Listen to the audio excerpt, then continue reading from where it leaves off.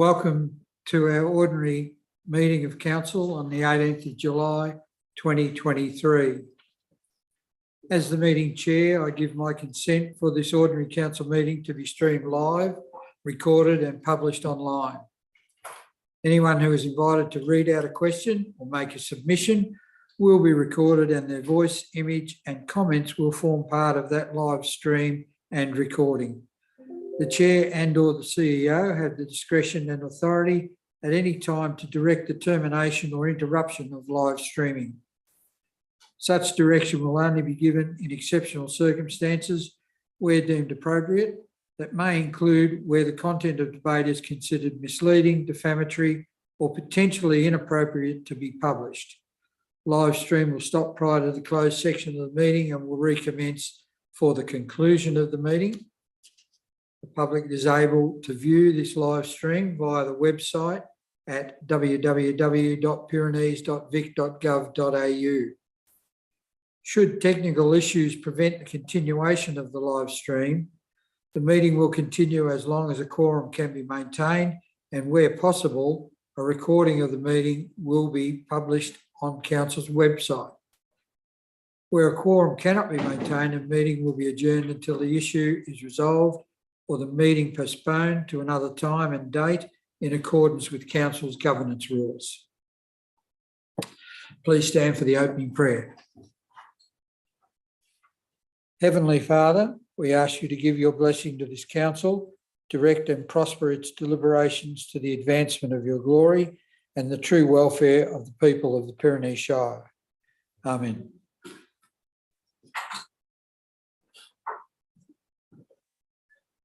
We acknowledge the people past and present of the Wadawurrung, Dja Dja Wurrung, Eastern Ma and Watchaballock tribes whose land forms the Pyrenees Shire.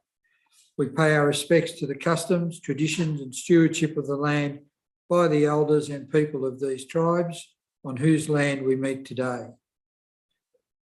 Seeing as we're all present, there are no apologies.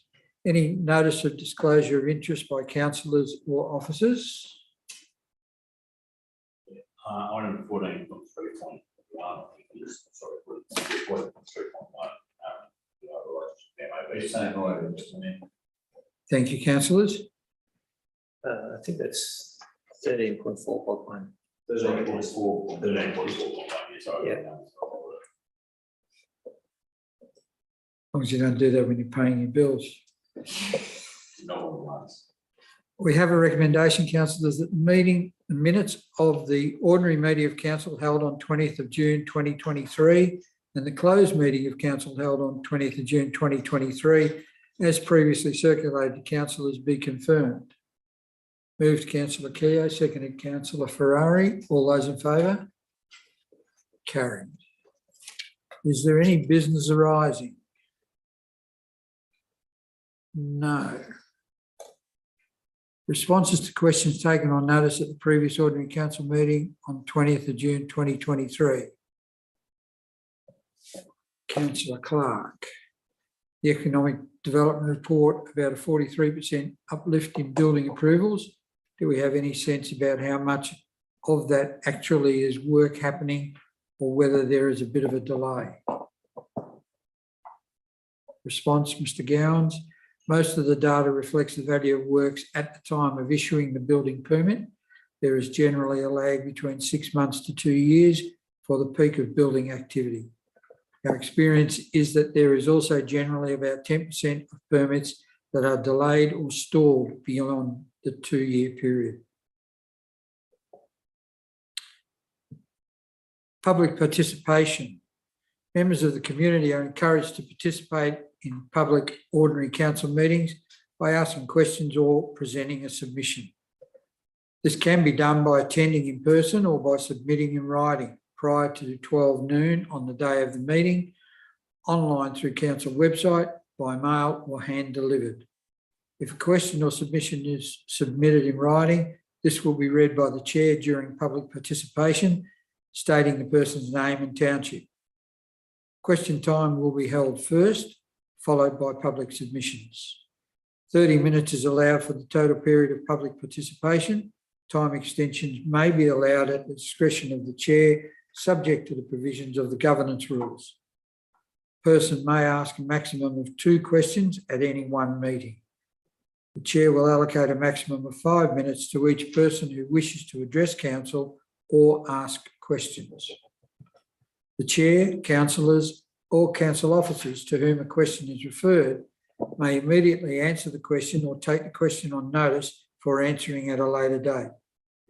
There will be no discussion or debate with public attendees.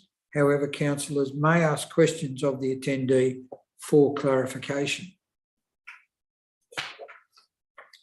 We do have some questions for tonight's meeting. Jane Baker from Amphitheatre asks about encouraging a reduction of waste. I would like to ask, what is the Pyrenees Shire actively doing to reduce waste? Mr. Gowans. Thank you, Mr. Mayor, and thank you, Ms. Baker, for your question. Council understands and appreciates that each household produces varying amounts of waste. There is a collective benefit in the community reducing the amount of waste it produces. Any significant savings in waste production will put direct downward pressure on Council's waste charge. However, Council offers a universal system that cannot respond to an individual's waste production, e.g. someone not putting their bin out, as the administrative task of waste route and bin pickup reallocation would be unwieldy. All councils are working with the state government through Sustainability Victoria on implementing waste reduction initiatives. These include the upcoming introduction of a container deposit system. The state government is also working with producers of packaging materials to provide packaging that is recyclable and to find product reuses for recycled material. The state also has initiated the implementation of banning certain materials used in packaging. The Shire has implemented a 4-stream system to reduce the amount of waste going to landfill, which includes the separation of glass from other recyclables, as well as being committed to the future introduction of food organics and green organics. Council thanks the questioner for doing their bit to minimise waste production. Thank you, Mr. Gowans. Question number 2. I'd also like a breakdown of the 2.4 million that is spent on waste service management. With waste at an excessive level, are there ways we can encourage the community to reduce by offering money incentives?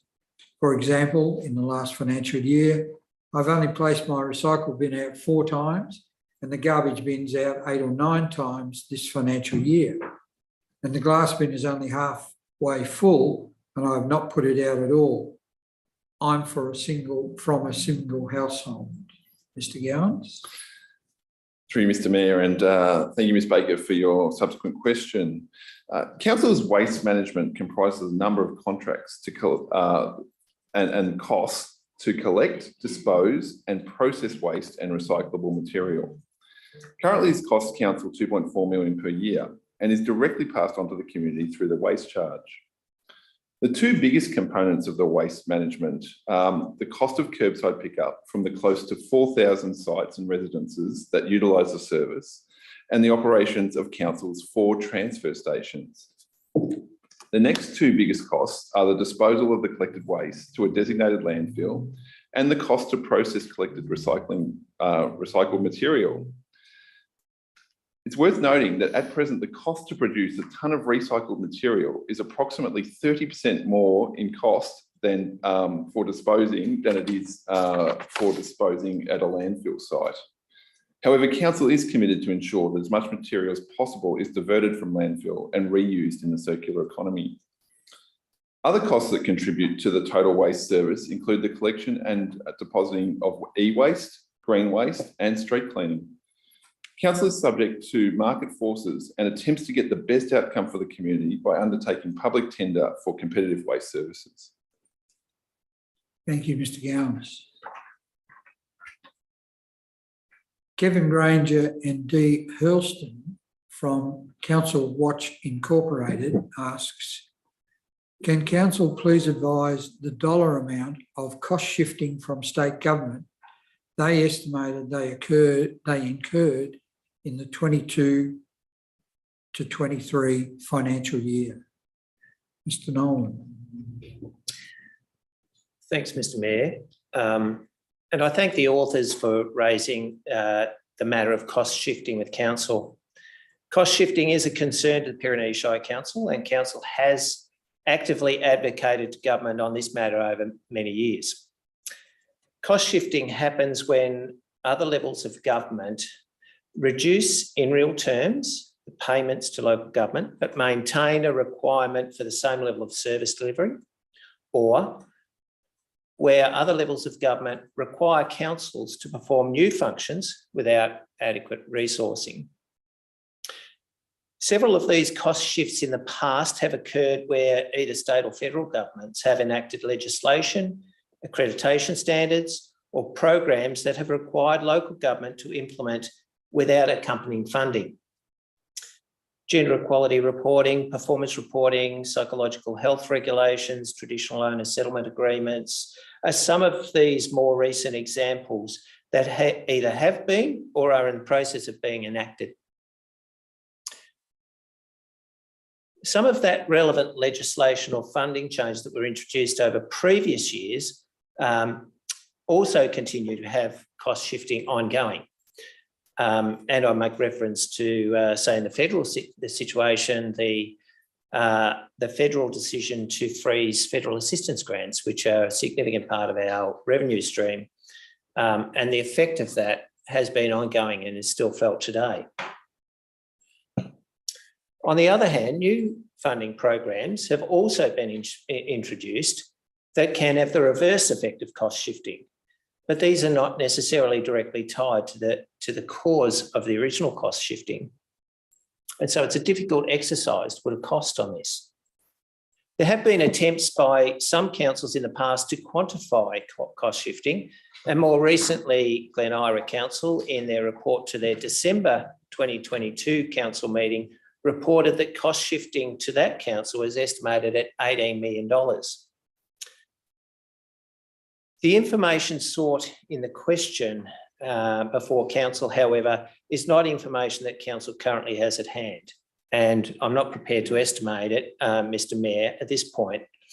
To prepare the estimate of cost shifting in 2022-23 financial year, it's been requested, would require a considerable amount of work, and council does not have the resources to undertake that work at this point in time. And this would not be necessarily a good use of council's limited resources at this stage. Thank you, Mr Nolan. Trevor Davey of Waterloo. Why does the Mayor get provided with an expensive vehicle when a far less priced vehicle would do the task and should be environmentally friendly electronic small car, as we all strive to save money at this time? Mr Nolan. I thank Mr Davey for the question. That the Mayor requires a vehicle to undertake the work of Mayor is not in question.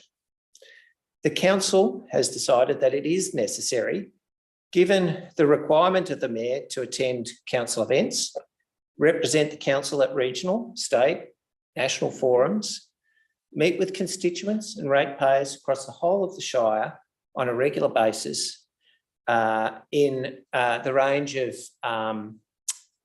terrain, including sealed and local roads that sometimes are many and varied. It's also necessary for the mayoral vehicle to be safe, comfortable and affordable.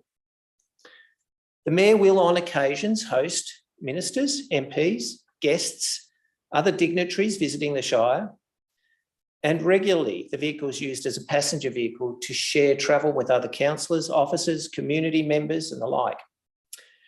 The distances travelled are often considerable, whether it be attending a meeting in Ballarat, in Melbourne or Echuca, as was the case last week when the Mayor attended a local government forum there. And the level of practical comfort is necessary and appropriate given the use and the distances involved. A mid-range Toyota Kluger is the current standard of vehicle that is used as the mayoral vehicle, and this has also been the standard of vehicle for previous mayors in recent times. In respect of cost of the vehicle, When council purchases a vehicle, we consider the whole of life cost to determine the best overall value for council.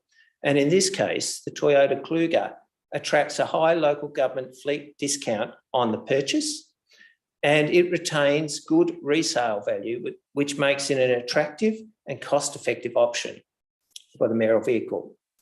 The previous vehicle that was driven by 3 mayors was driven to 100,000 kilometres and was used by 3 mayors before the replacement, and the timing of the trading of vehicles depends on the market at the time in order to realise the best overall outcome for the council. In respect of electric vehicles, and I thank Mr Davies for raising the issue of electric vehicles, the current purchase price for even a small EV is considered quite high. It's in the range of $70,000 plus for the purchase, though this is anticipated to reduce as more vehicles are produced.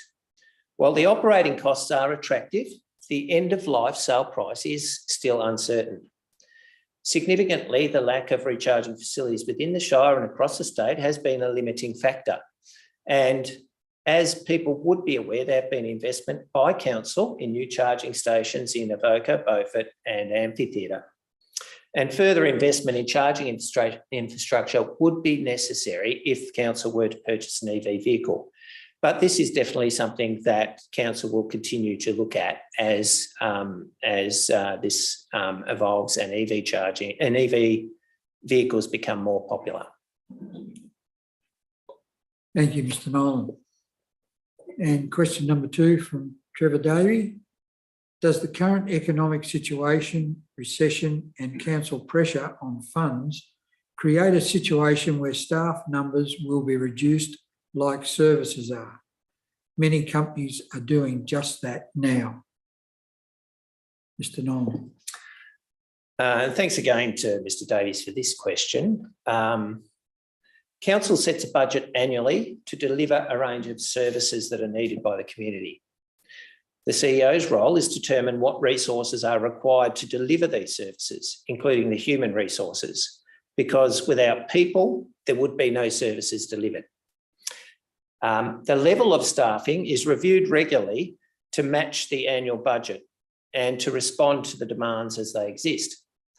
Council has and continues to review services and service levels, and where there are necessary service reductions to fit within council's means, this also results in reduced staffing. And a recent example of this is the decision by council to withdraw from home care aged services, in-home care aged services, which has resulted in the reduction of up to 15 less staff delivering that service. In some instances, council needs to increase staff numbers to be able to deliver new programs. And an example of the new program is the Federal Local Road and Community Infrastructure Program, which requires an investment of approximately $2.2 million over the next 2 years. And to deliver that program will require an uplift in staff with appropriate skills to be able to deliver that program. I thank Mr Davies for the question.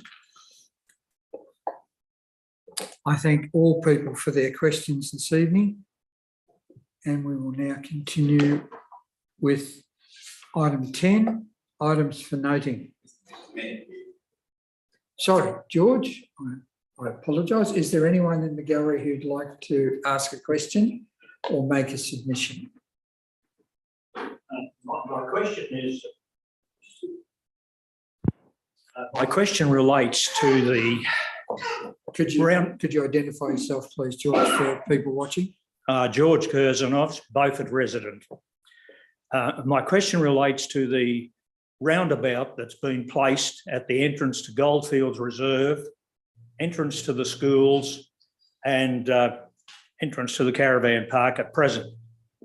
It comes on the basis of a lot of years of experience by being involved with gate duties at that entrance under all weather conditions and under all sorts of numbers of people who attend conditions.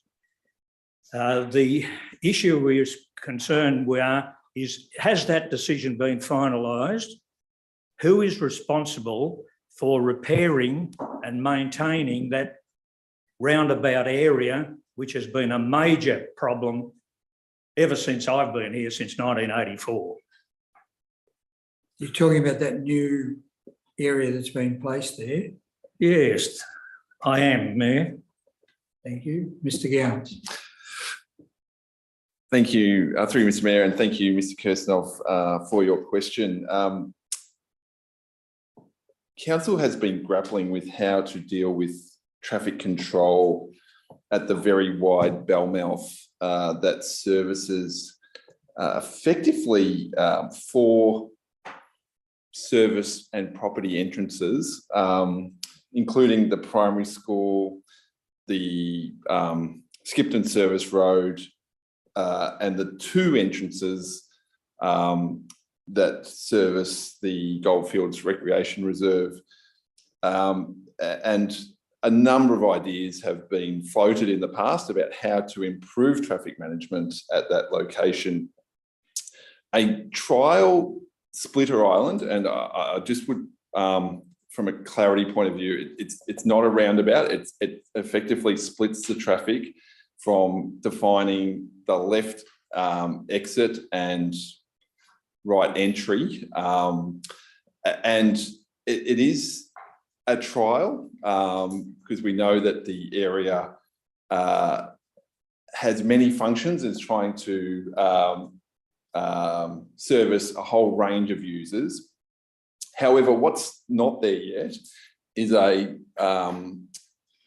some further line marking to help define how that area can best be utilised, and that is planned. And I'm happy to provide Mr. Kirstenov and the community a proposed trial line marking plan that might go some way to help improving and informing road users of how best to use that particular intersection. There are also some further potential issues that may come out of the Goldfields Recreation Master Plan that might make some recommendations around how to simplify the entrance into the Goldfields Rec Reserve, as effectively the 2 entrances at the moment get used both as 2-way traffic, both in and out. And it creates a bit of confusion and does require a better solution moving forward. However, that obviously would come with the requirement for funding. We do understand that it is a complex area. In terms of the maintenance of that area, we know that there's some damage at the moment that's been created by some of the Central Highlands Water recycled water project, and there's a commitment by them to fix some of the damage that's occurred there. So that's why it hasn't been. It's with a third party rather than council at this stage to fix some of the maintenance issues with the pavement there. There's also the complexity of bellmouths and how they interact with a Vic Roads managed road in terms of how far back into the bellmouth does Vic Roads have responsibility for a sealed bellmouth. It's fair to say that there needs to be some further discussions and a commitment to ongoing maintenance for that area. And for whatever area that the council has, which would probably be the area if you extended the service road, so the bit immediately out of front of the Goldfields Rec Reserve, that would be council's responsibility. But there is a demarcation that's not clear about where Vic Roads might undertake some maintenance of that bellmouth directly off the Vic Roads road.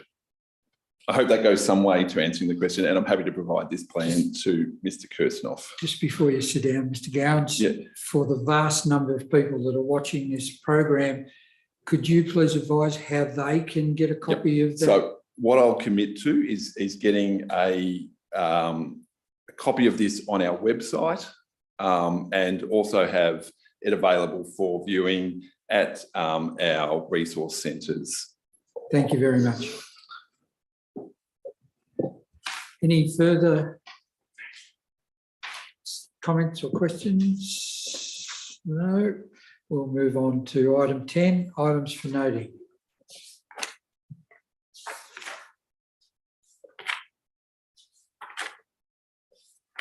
Any question? Moved, Councillor Clark, seconded, Councillor Ferrari.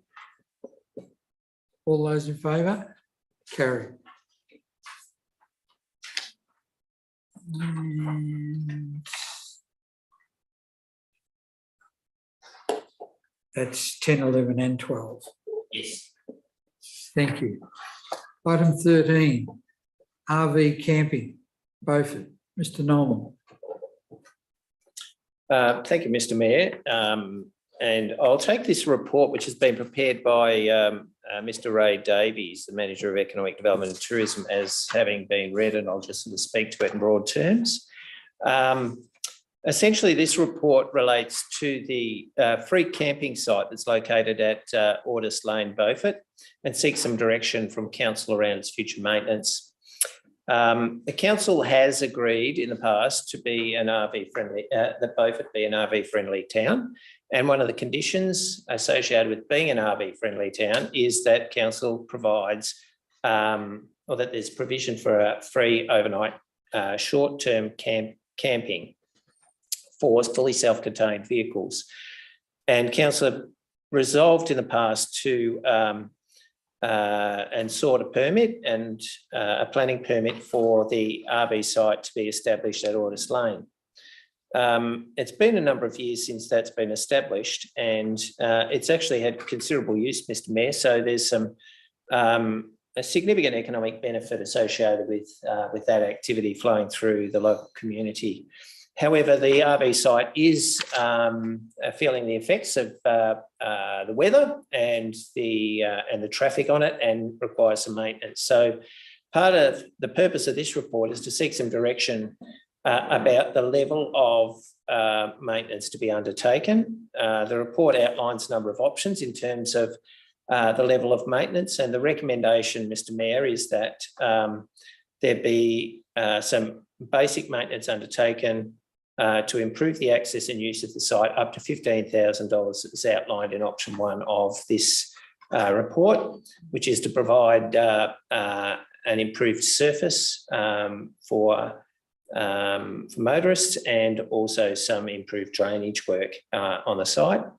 And secondly, the council undertakes some further design and costing for improvements to the site be considered as part of the 24-25 budget process. Thank you, Mr. Nolan. Councillors, we have a recommendation. Moved, Councillor Vance, seconded, Councillor Ferrari.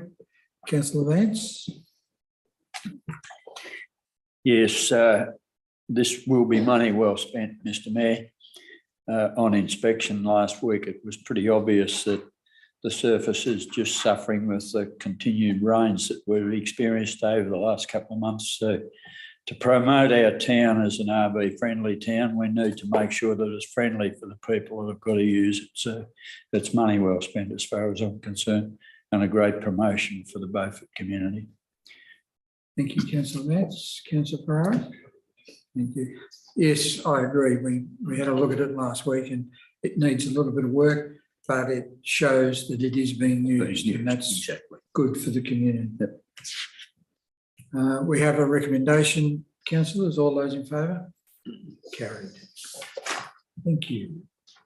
13.22, revision of Register of Public Roads. Mr. Gowans. Thank you, Mr. Mayor. The purpose of this report is for council to consider adoption of the revision to the Register of Public Roads. Council is required to maintain a Register of Public Roads in accordance with the Road Management Act 2004. Council's Register of Public Roads has been reviewed and updated, and a copy is attached in the appendices of this report. Council officers have recently undertaken this comprehensive review of the network of roads within the municipality. And council has also recently included a number of roads in the Register of Public Roads through council meeting decisions. The review of the road network has identified that in addition to the newly adopted roads, a number of corrections and amendments to the register were required. The entirety of council's road network has been inspected as part of this process. The start and end points of the roads have been corrected with the associated corrected lengths. Part of the Register of Public Roads requires that the hierarchy of the road is identified, and council has historically had 4 classes of road. An additional local access class, local access 3, has been adopted to capture what were previously referred to as fire access or informal tracks. And the hierarchy is listed in the report, which gives a description of what you are likely to find for each class of road, both in terms of what it might look like, but also council's maintenance obligations. The Register of Public Roads is an essential document in relation to the management of risk associated with the management and maintenance of public roads. The register identifies the extent of council's responsibilities in relation to the inspection and maintenance obligations by class of road defined in its road management plan. Therefore, it's the officer recommendation that council endorses the revised road hierarchy as detailed in this report and adopts the revised Register of Public Roads. Thank you, Mr. Gowans. Moved to Councillor Clark, seconded Councillor Vance. Councillor Clark. Yeah, thank you, Mr. Mayor. Just a couple of comments on this. I think in a public context, I know this is a pretty dry bit of stuff, but it's really important that if people are interested, that they identify what kind of a council road that they do live on. Because the key thing this report identifies, and it's publicly available, is the kind of resources and capacity the council has to put into your road. And more particularly, if you've got local access 2 or local access 3, that we don't regularly inspect those roads. And if you do need council to do something, council will, but please let us know. And that's what we have a current system for. So yeah, encourage people on those roads to use those systems to identify issues. Thank you, Councillor Clark. Councillor Vance. Thank you, Mr. Mayor. It's also very important to recognise the full extent of the distance of these roads purely for the government financial grant systems. You need to record your distances and the amount of traffic, and that's how they allocate the funds for FAGS grants with unused roads and local roads and whatsoever. Thank you.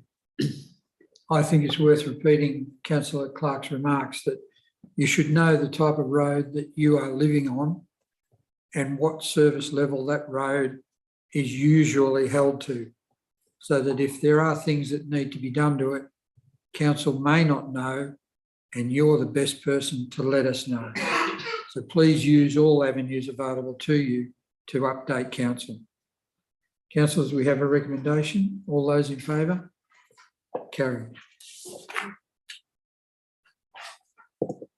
13.2.3, petition, north end of High Street, Avoca. Mr. Gowans. Thank you, Mr. Mayor. The purpose of this report is to provide council with an update regarding the petition received expressing concern over the state of the northern end of High Street, Avoca. At the council meeting held in June, council officers tabled a petition received from Sue Allen of Avoca.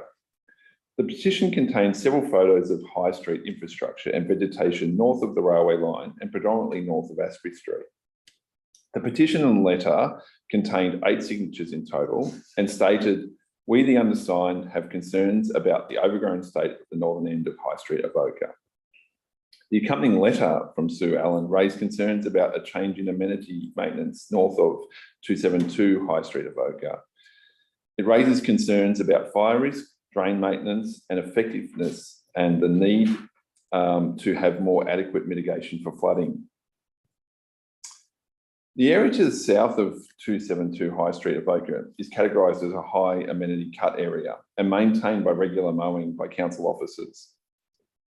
Due to cost management, the area north of 272 High Street, Avoca is maintained within fire amenity categorisation, where land is maintained by regular slashing where weather permits. Flooding and storm damage has caused an increase in the growth of invasive species in the area north of 272 High Street, Avoca, and council officers are seeking to undertake clean-up works when conditions allow. The clean-up of dead timbers and invasive species is likely to commence in late spring prior to the fire season. Council has committed funds to undertake major drainage works within the road reserve between the Service Road and the Sunraysia Highway that will clean up any of the invasive species and fallen and dead trees, as well as improving water flow and the movement of floodwaters, which will mitigate the impacts on residents who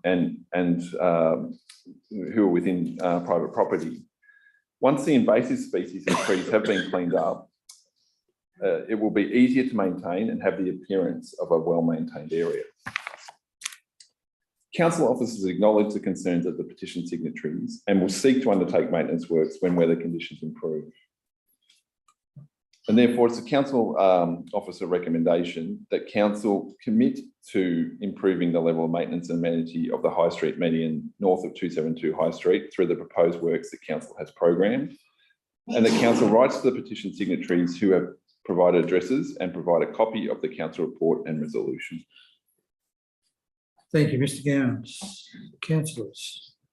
Moved Councillor Vance, seconded Councillor Ferrari. Councillor Vance. Thank you, Mr. Mayor. I'd like to thank Ms. Allen for the letter and the signatories, but perhaps to reassure them that it was on council's radar, even though we perhaps are a little bit slow getting around to it, but it's certainly on our radar, and I agree wholeheartedly it's got to be done. It's not only an eyesore for the people that live there, but it can be an eyesore for the passing traffic that's driving through, especially when the rains arrive and the floodwaters are lapping the edge of the Blackstone. Thank you, Councillor Vance. No. All those in favour? Carried. 13.3.1 Risk Management Insurance Program Renewal 2023-2024. Ms. Bramwell. Thank you, Mr. Mayor. This report is presented to council to endorse the insurance program. Microphone. Thank you. My apologies. This report is presented for council to endorse the insurance program renewal for the 2023-24 financial year. As part of good governance and the mitigation of risk, the council annually purchases and maintains insurance as part of sharing that risk for various lines, including public liability, professional indemnity, property, crime, cybersecurity, travel, and various other things. In line with previous years, Pyrenees Shire Council has maintained its relationships with the Municipal Association of Victoria for liability and professional indemnity coverage, and its risk advisor, GLT Public Sector. The annual insurance programme was successfully procured for another year, commencing on the 1st of July, at a total increase of 13.52% for the total programme. And the largest percentage increase was for property protection, significantly impacted by the widespread flood events of last year. The insurance programme renewal is required by the 1st of July each year, and as has been the case in previous years. It's very difficult to get the renewal information and cost information too late in time to get council approval before we have to pay for it. Therefore, the reason for this post-renewal endorsement. Indicative costs are, however, always included in the council's budget. It should be noted that the total cost of $517,364 for the insurance programme for this financial year is 2% of the total revenue of council, which is a considerable amount for something that we must employ, and is greater because of our low revenue stream compared to city councils who may have similar insurance levels, but it's a much smaller percentage of their revenue. The different insurance lines and information about the increases and the insurance market at the moment is included in the body of the report. And I'll take that as read by council and any members of the community who are reading. And in conclusion, the insurance has been procured for the current financial year as per required under the Local Government Act, and council is now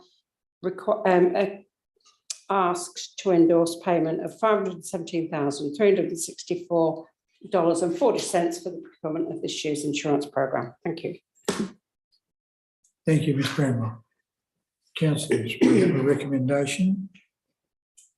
Moved Councillor Clark, seconded Councillor Kerr. Councillor Clark.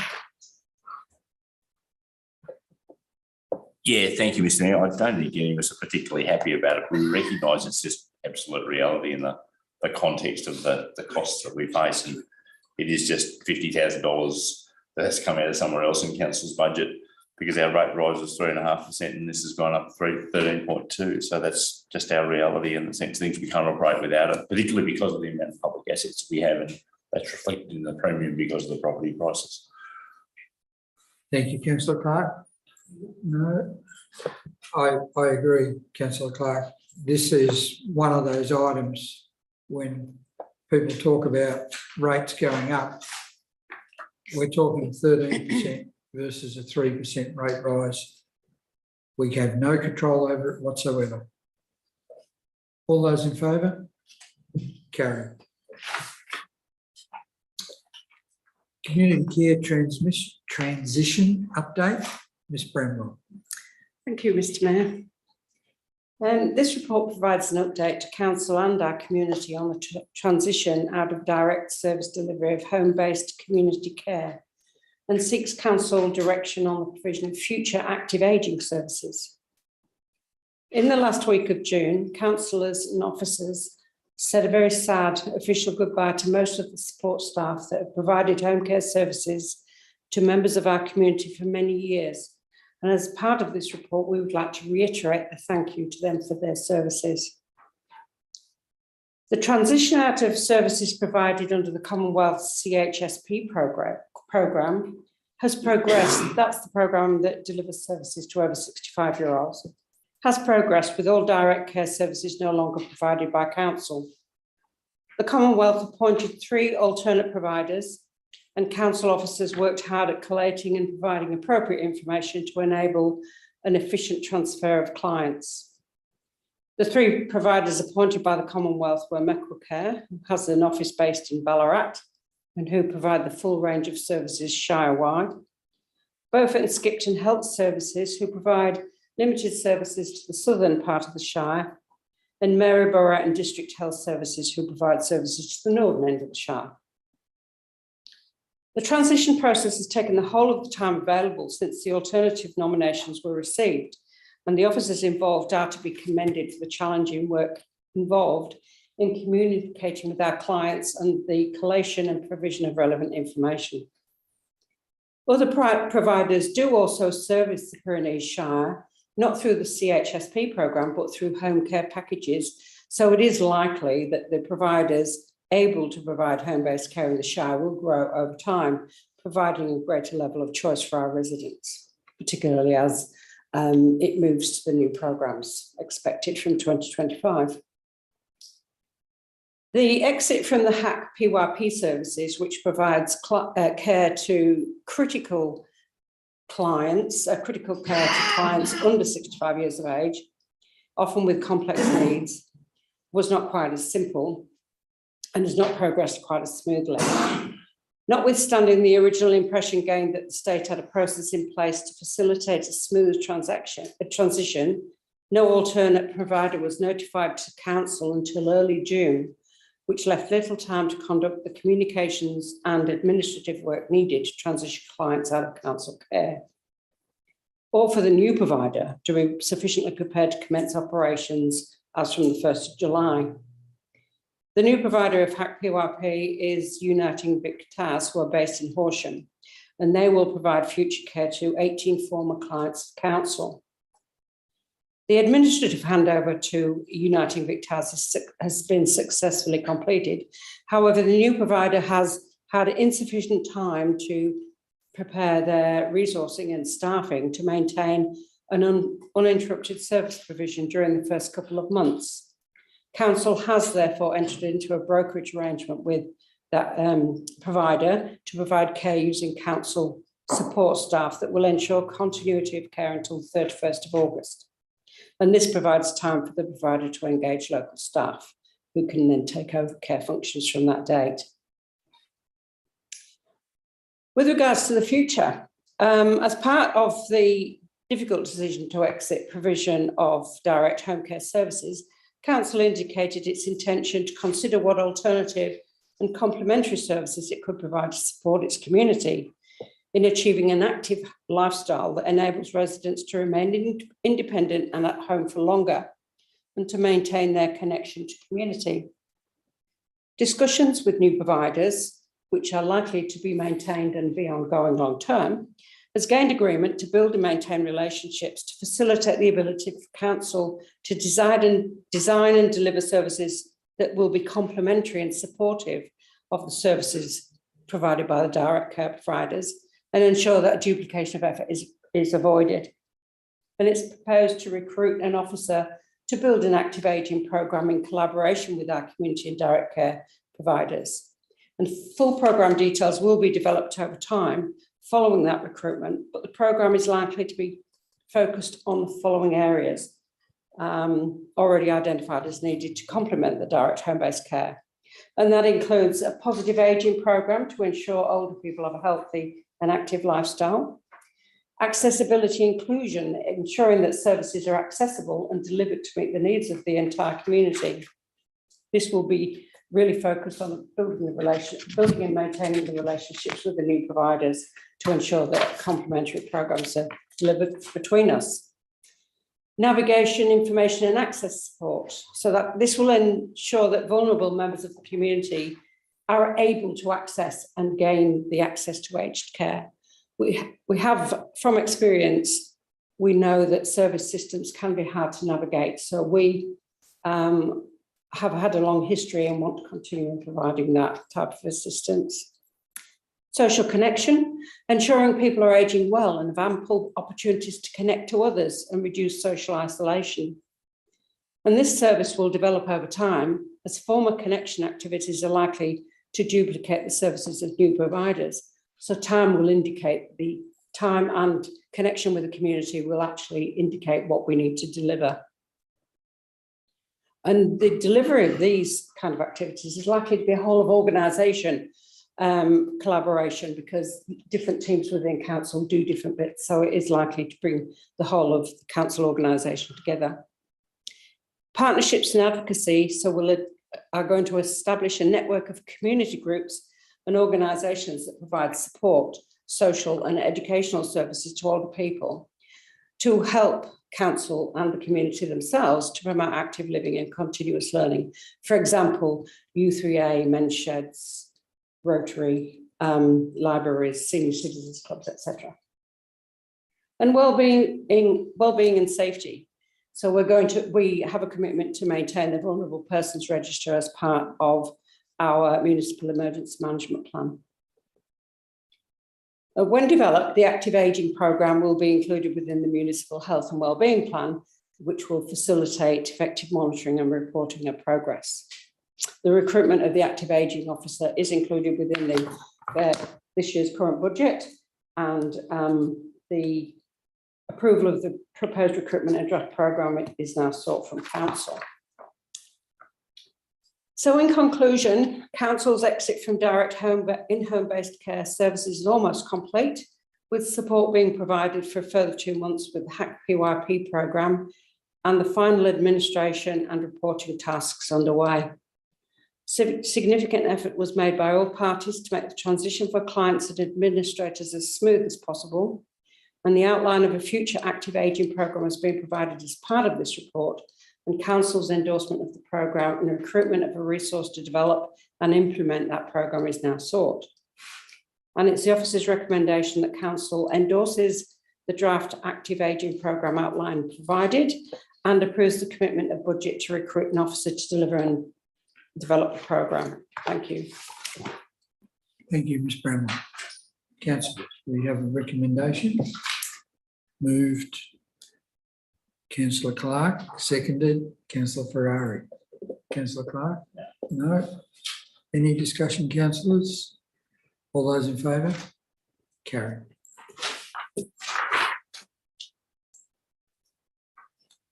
Thirteen point 3.3 delegations. Ms Bramwell.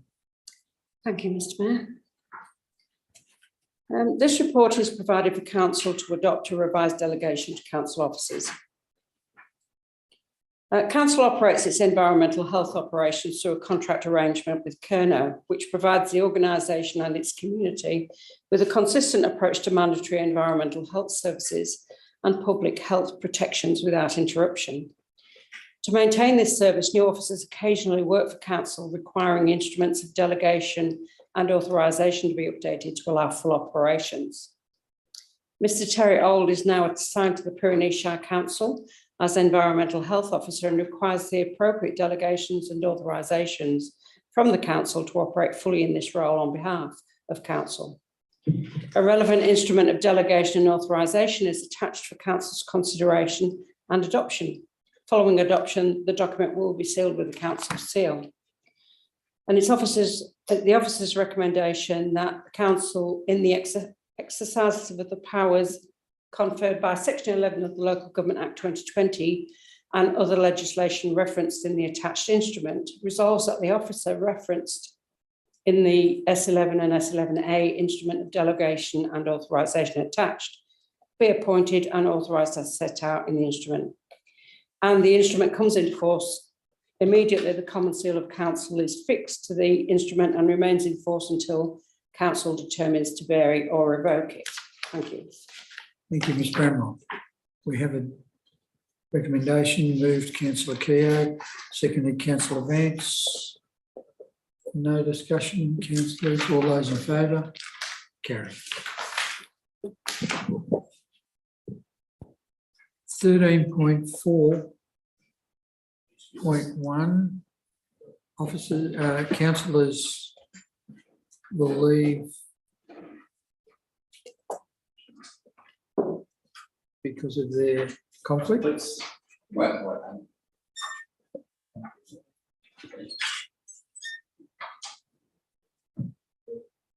Thank you. Memberships, Mr Nolan. Thank you, Mr Mayor. Purpose of this report is to for council to consider the continuation of membership of various bodies and committees that council has involvement with. And within the body of the report, there's a number of those bodies that are raised, and part of the purpose of Councillor Clark, Councillor Vance declaring interests in this report is because they hold senior roles within two of the bodies that are listed within this report, either in an executive or in a senior board role. So within the body of the report, Mr Mayor, some of the bodies that council is a member of include the Municipal Association of Victoria, the Victorian Local Government Association, Rural Councils Victoria, Timber Towns Victoria, National Timber Councils Association, the Committee for Ballarat, Central Victorian Greenhouse Alliance, Tourism Midwest Victoria and Greater Ballarat Alliance of Councils.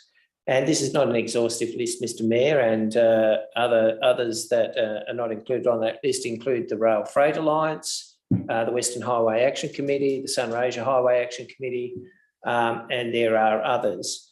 But the purpose of this report is to raise with council the fact that, in tight financial circumstances, it's appropriate for council just to review whether in fact council is achieving value out of its membership and whether it's actually utilising that membership to achieve value. And whilst, Mr Mayor, I haven't within this report provided a case for retaining or not the membership of each of these bodies, what I'm suggesting, Mr Mayor, that over a period of time in the near future that council looks closer at each of these memberships individually to determine whether or not it wants to continue with them. So the recommendation there is that council effectively gives notice of intention to cease membership to one or more of the bodies committee listed in this report once they're reviewed, and then seeks further information to be provided at future council meeting on the activities of one or more of the specific bodies committed listed in this report prior to making a decision about that membership. So what's intended, Mr. Mayor, is that I'll bring a report to council on each of these individually, should council wish that be the case, and then you can make a decision on each of them individually. And in the case of Councillor Clark, for example, Councillor Clark, whilst he has an interest in the MAV, where he is currently the president, there may be important for Councillor Clark to express some views about membership in any of the other associations where he doesn't have a conflict. Likewise, Councillor Vance has a conflict with the Rural Councils Victoria, where he's a member of the board. He may wish to express a view and have a vote in respect of membership of other committees, such as the Committee for Ballarat, for example. So I'll leave that with councillors to consider. Thank you very much, Mr. Nolan. Fortunately, we only lost 2 councillors. We have a recommendation. Moved Councillor Ferrari, seconded Councillor Keto. Any discussion? Councillor Ferrari. Thank you, Mr. Mayor. Look, I just feel that it's important to recognise that this report reflects the extent to which the council is going to reduce costs in a responsible way.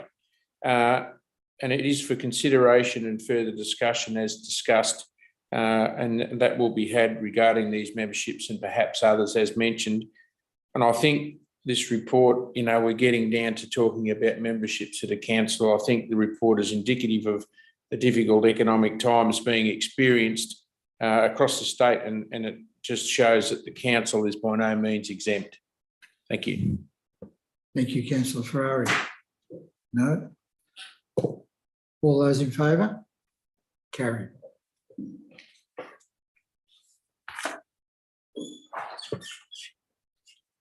As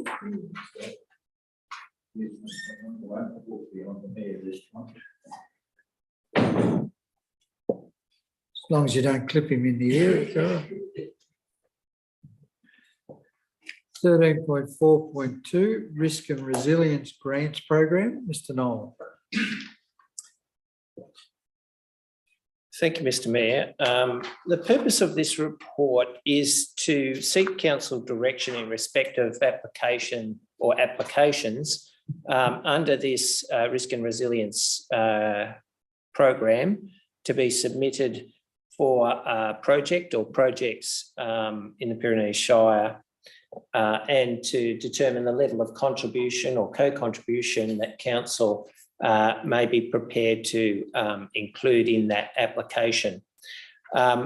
The significant application that's under consideration at the moment relates to the Avoca Public Park and Recreation Reserve, which was completely inundated during the 2022 flood event, and considerable impacts were felt there with inundation of the men's shed, the main pavilion, the tennis courts, the oval, the fencing and surrounds.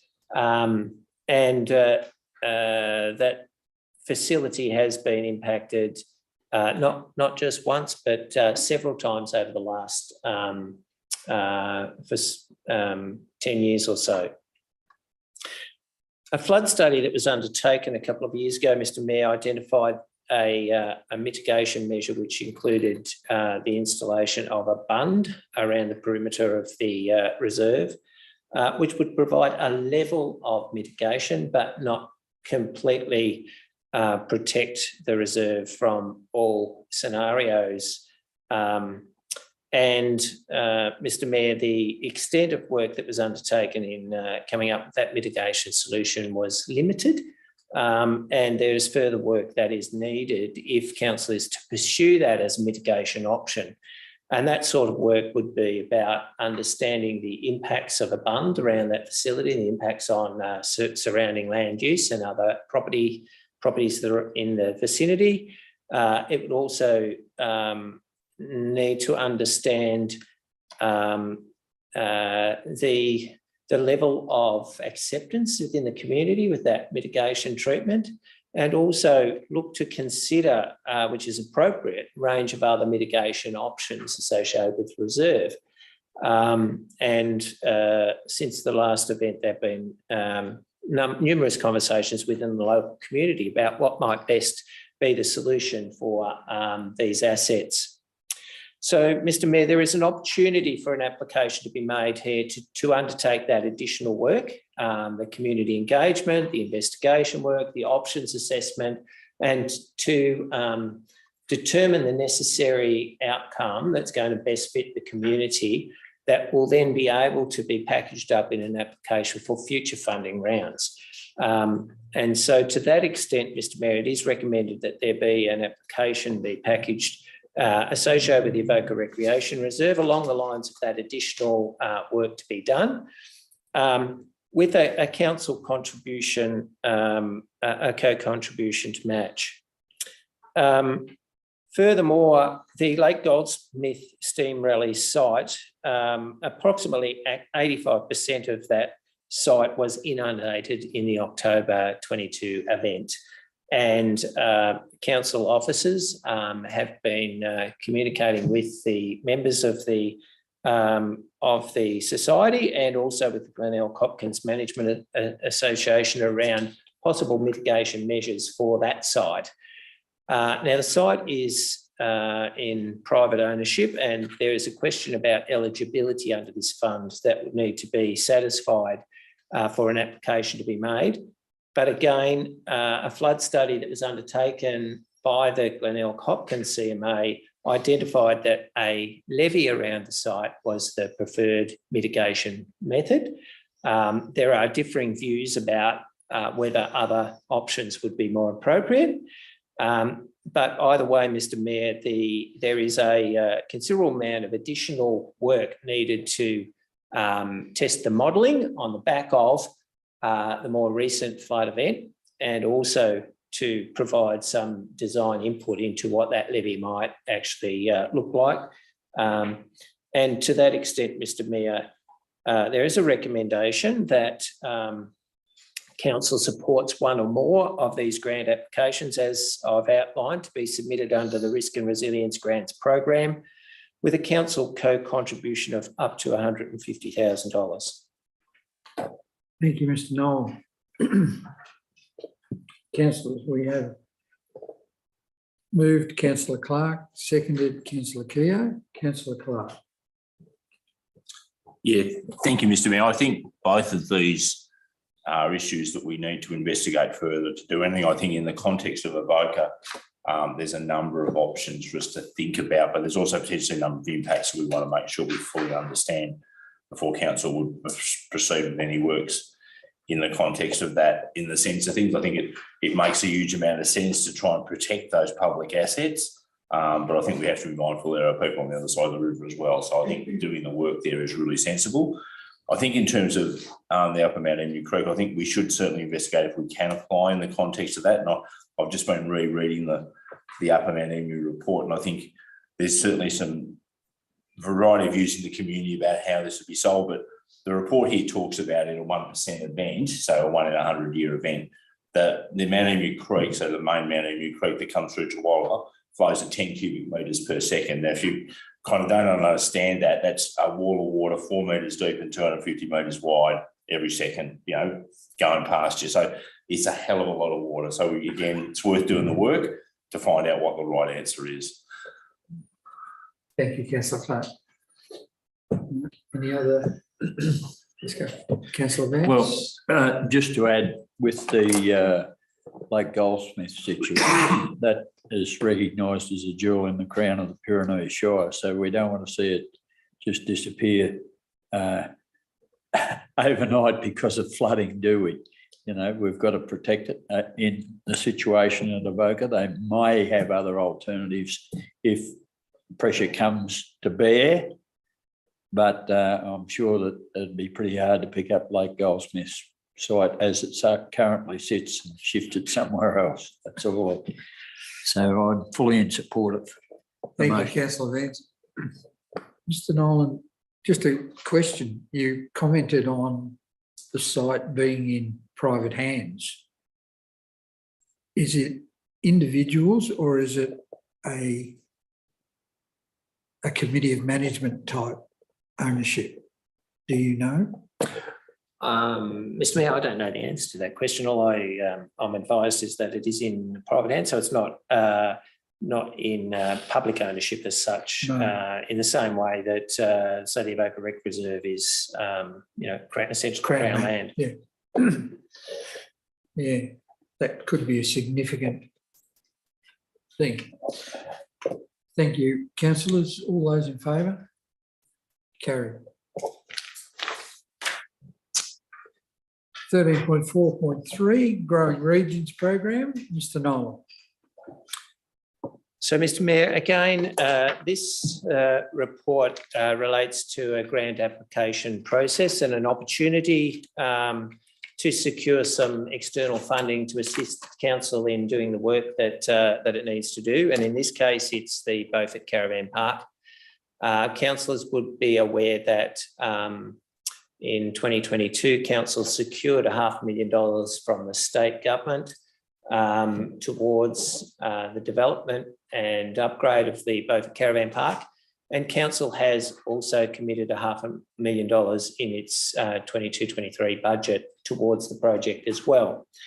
Purpose of considering this grant program, which is a federal program, is to be able to leverage the state funding and the council contribution to be able to secure some federal funding.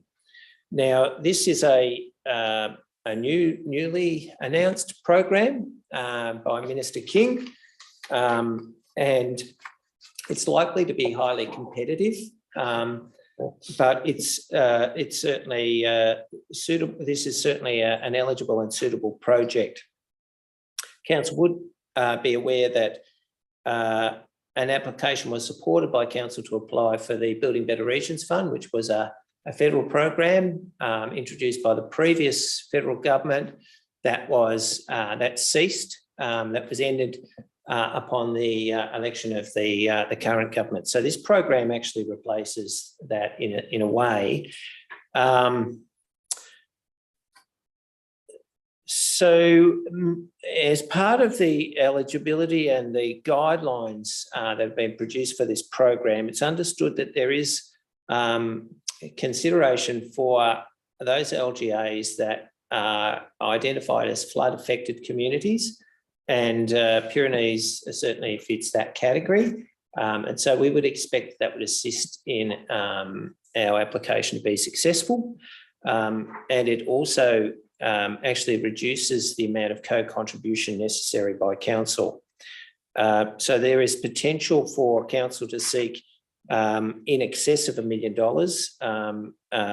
in addition to the commitments that are already made to the caravan park. And that will be necessary to be able to complete the master plan work that was identified, because the master plan having been completed a couple of years ago, there's been significant cost escalation, and by the time the grant is announced and work's undertaken, there's a further escalation. So we will be looking to, whilst the report here suggested a further $1 million to substantially increase, to complete the identified master plan, the work that's in progress at the moment identifies that will need to be more than $1 million. So we will be looking to secure more than $1 million, but we aren't expecting that will require any additional council contribution. So, Mr. Mayor, the recommendation is that council provides support for an expression of interest, and if invited by the Commonwealth, subsequently a full application to be submitted under the Growing Regions program. Thank you, Mr. Nolan. Councillors. Moved Councillor Ferrari, seconded Councillor Keogh. Councillor Ferrari. Thank you, Mr. Mayor. We actually had a little tour up there the other day, the councillors and some council officers, and viewed the caravan park and some other facilities around the town. And considering the time of year, it's probably held up okay, but I think everyone would agree that it's probably in need of a bit of a spruce up and try and make it a bit better. But look, the caravan park's very well utilised, and it consistently, the park is full and booked out, and it's really, really popular, and people come back all the time, keep coming back. It's just a really nice little area up there, and I think the better we can make it, it's going to benefit the town. And of course, the people that come to that park significantly contribute to the local economy. So they eat and drink in the town, and they spend money in the supermarkets and about. So I think the money that we spend up there is going to be eventually certainly money well spent. Thank you. Thank you, Councillor Murray. Councillor Keogh? No? Any other councillors? No, I agree with you, Councillor Ferrari. Any improvements we can make to attract people, whether they be returning a second time or first time, is money well spent. Councillors, all those in favour? Carried. Councillor reports and general business. Councillor Clark.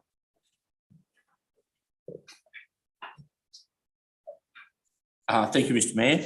It was really good for all the councillors to be out at Raglan the other day, and what a little bit of information helps. Certainly our residents, they know a little bit more about the Shire than some others in that context, and we certainly got the rounds of the kitchen, which was really good for us in that sense of things. But we worked away well armed. I think you probably filled the whole Foolscap book, didn't you, Mr. De Gowans, with road issues, and that's good. That's good. There'll be money spent the patch of Ursel, so that's all good in that sense of things. I'd also like to pay a special note for the Waterloo community who had a Christmas in July. Unfortunately, it clashed with the Christmas in July in Raglan. And having been to Raglan a couple of weeks before, I chose Waterloo on Saturday night and went to their Christmas in July and the annual meeting of their Progress Association, which was a really, really good meeting, attended by about 20 people, and a really nice meal that council had supported through some of the COVID recovery money in that sense of things. So, yeah, same president, new secretary, new treasurer, which is all really good, a number of new people in that group. And also thank you to one of the council officers who came along as well, who've been supporting and working with the group. So that was really very much appreciated. I had a number of constituent matters in Warburg and Evansford over the last month, just general individual things to follow through. In MAV context, obviously, I went to the National General Assembly with the Mayor and the CEO in Canberra. I had a couple of good days there and a couple of good meetings up there with ministers and those types of things. Also continuing discussions, particularly with our Minister, Minister Horn, around road funding and also around the 2024 council elections and some of the disruption that some of my Melbourne colleagues are seeing in their council meetings.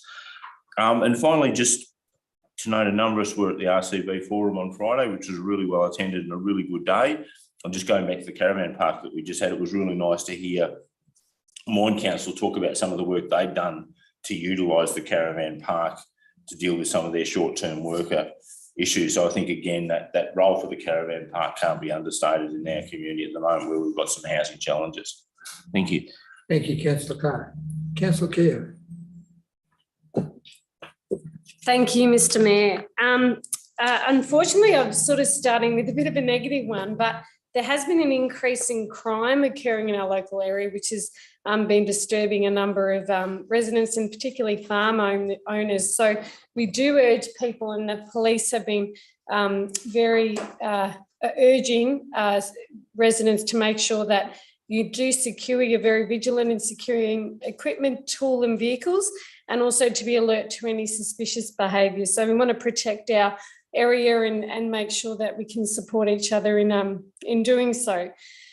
We did have a MEMC meeting this month, which saw the MEMP plan reviewed and its insurance template, also the fire subplan, and the SERA documents, which we spoke about at the last meeting, covering mass gathering, human disease and environmental heat events. They were ratified and adopted there as well. We had the Carnham Uniting Church supporters in Snake Valley are still negotiating and looking at options for this church, and they continue to meet regularly to look at that. They're still in limbo a little bit there, so we're still waiting to see what's happening there. The only other thing I did want to say was about weather conditions have really impacted roads, which everyone will have seen around the Shire. So please be aware of any hazards and new hazards that might appear on roads, and continue to report these through the avenues available so we can keep on top of those, and as soon as weather permits, be able to clear up some of those issues. Speaking of Raglan, Councillor Clark spoke, a beautiful community there and a wonderful turn up, and where many concerns were raised, and also joy celebrated in that, but it was really lovely to see people there. And linking to that road one, there's a number of road things there that we'll be looking at soon as well. So do keep coming to those community cuppers. We love seeing you there, and they're invaluable for the information that we get. That's all from me. Thank you. Thank you, Councillor Keogh. I think your words of warning with regards to policing matters and crime would be well heeded by anybody across the Shire, not just in your locale. Councillor Ferrari. Thank you, Mr. Mayor. I too attended the cuppa at Raglan, and it was well attended. And yes, they did have quite a list of items for us, but that's what those cuppas are all about. And there was a pretty good attendance. I think there was 10 or a dozen people there. And I think that just shows that having them in the afternoon is much more effective than when we used to have them at lunchtime. So I think that was a really good move. My understanding is from feedback from out that way that most of those, if not all of those items that were brought to the attention of the council have been addressed, I think, and that's a real credit to the council staff, and particularly the outdoor staff. The feedback was fantastic, so that's a real credit. Please pass that on to those responsible. But again, that's exactly what those meetings are for, and you don't have to wait for a meeting or a cuppa. Of course, at any time, if you find an issue, you can push that through to the council through either Ring Direct, or you can have a CARS request activated. So, and then it's all official. So please don't hesitate if you've got an issue to get it through to the council as soon as possible, so it gets in line for some action. I had a meeting with some council officers in the field to inspect a laneway. It's it's an ongoing thing that's happening. At the request of a constituent. So we went out there and braved the cold and the wet and the mud, and we had a really good discussion. And I think it's nice to meet on site sometimes, and you get a real visual perspective about what you're trying to discuss and what you're talking about. And I know we sometimes do it through photos, but there's nothing like actually being out there and having a look. So I thank those council officers for coming out and braving the weather and having a good look. Especially in those conditions, and I know that the constituents very happy that we've done that too. So again, thank you to those officers. We had in our drive around the other day, we had an inspection of the RV site. It was not much of a day, so we did it through the window because it was pretty ordinary day. But again, it was really nice to see that we've got some fairly quick action. We only had an inspection last week, and we've had an item brought before the council for some action today. So thank you for that. It is well patronised. And again, those people usually quite often stay there because the caravan park is full. And it might be just an overnight, but again, they spend money in the town and they get involved in things in the town. So it's all related, and I thank you for that quick attention. And just finally, I'm sure a lot of residents in Beaufort would have noticed that there's a couple of new signs going up in Neil Street, and it's about a traffic camera that's there. So the traffic camera is there. It's been consistent.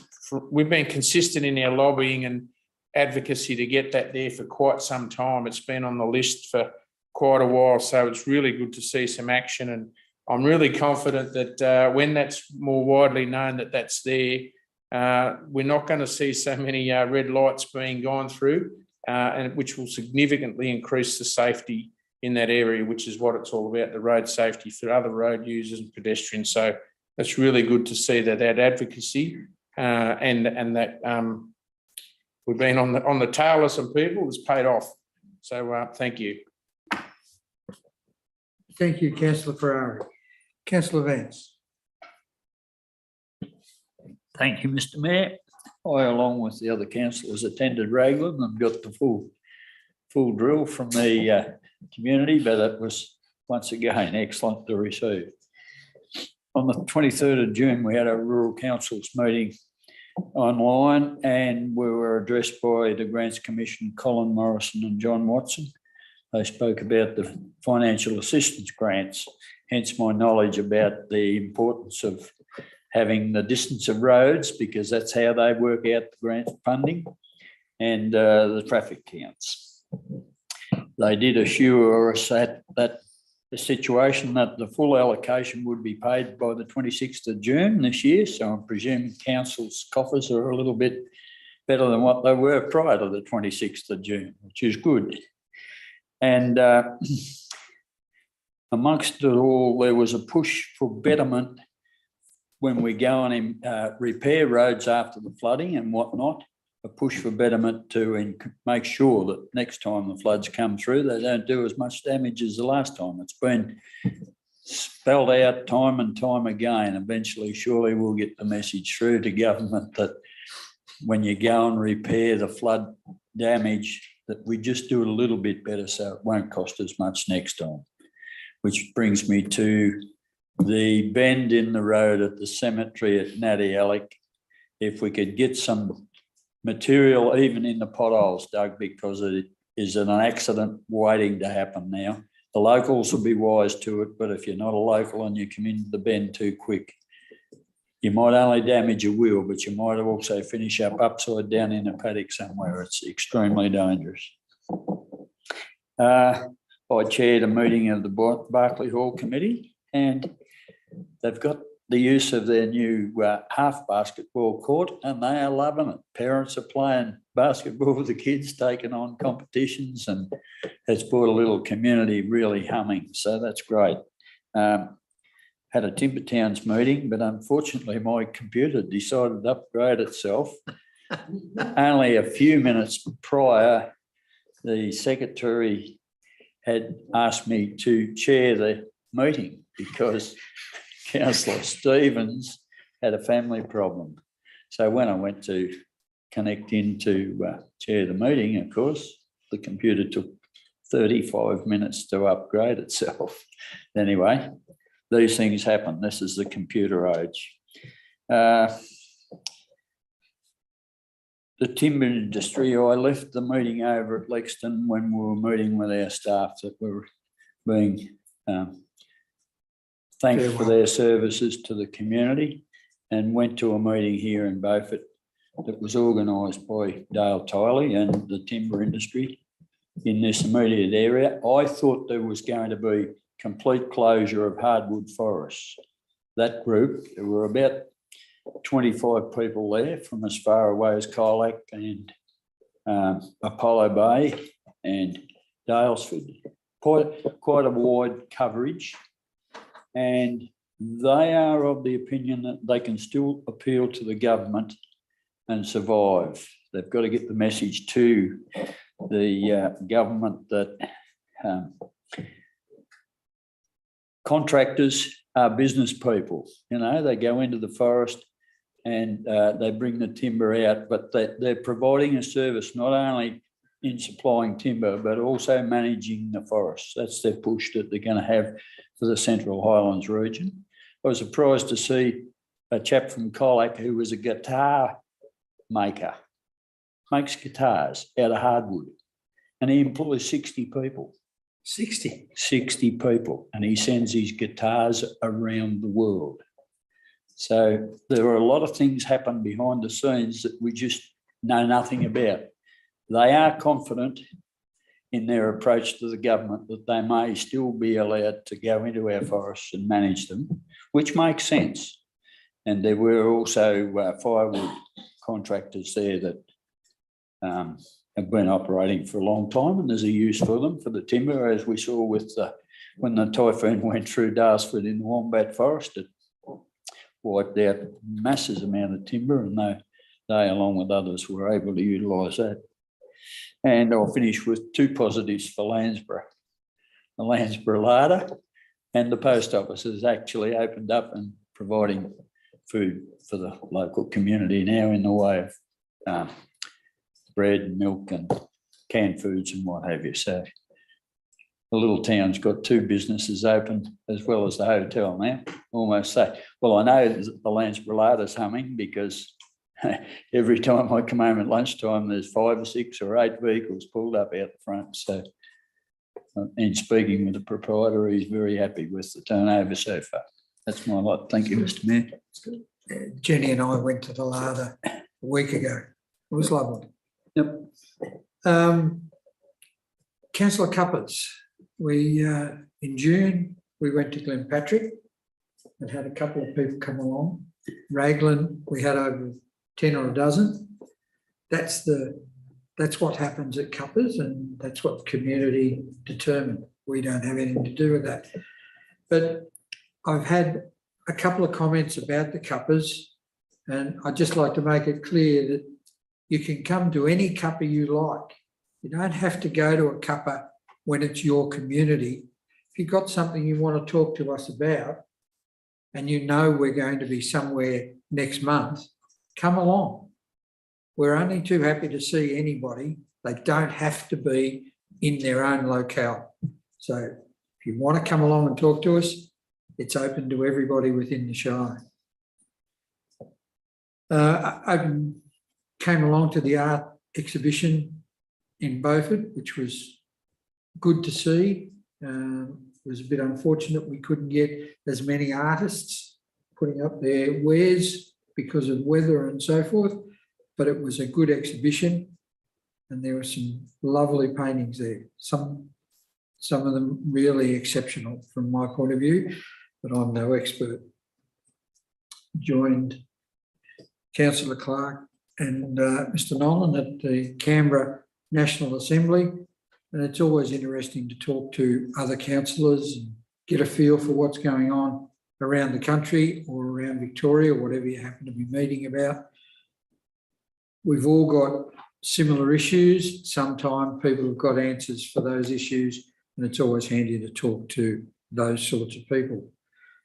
And yes, we farewelled our staff at the end of June for the community care people.